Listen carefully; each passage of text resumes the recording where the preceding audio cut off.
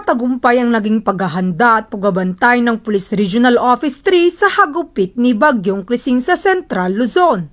Ito ay dahil sa mahigpit na pinag-utos ni Police Brigadier General Ponce Rogelio Piñones Jr., Regional Director ng Police Regional Office 3. Hindi maitatanggi na malakas ang ulan ang dulot ni Bagyong Krising, na kung saan nabaha ang mga ibang kabahayan sa mga ilang lugar sa Central Luzon na laging nalulubog sa baha sa tuwing panahon ng tag-ulan. Dahil sa pagtama ng bagyo, nakahanda ang search and rescue equipment at nakaabang ang ating mga kapulisan 24/7 kung sakaling mangailangan ng tulong ang ating mga kababayan.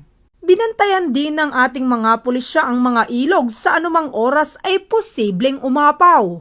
Maliban dito ay to the rescue din si Police Staff Sergeant Ryan Paulo M. Cortez, miyembro ng 1st Provincial Mobile Force Company ng Pampanga Police Provincial Office sa ating mga kababayan sa Barangay del Pilar, City of San Fernando, Pampanga. Namigay ito ng mga relief packs sa mga residente na nalubog sa baha dulot ng malakas na ulan. Labis ang pasasalamat ng mga residente sa binigay na tulong ng ating mga otoridad sa kanilang barangay. Patuloy ang kapulisan ng Gitnang Luzon sa paghahatid ng serbisyo para sa seguridad at kaligtasan ng ating mga mamamayan sa Central Luzon.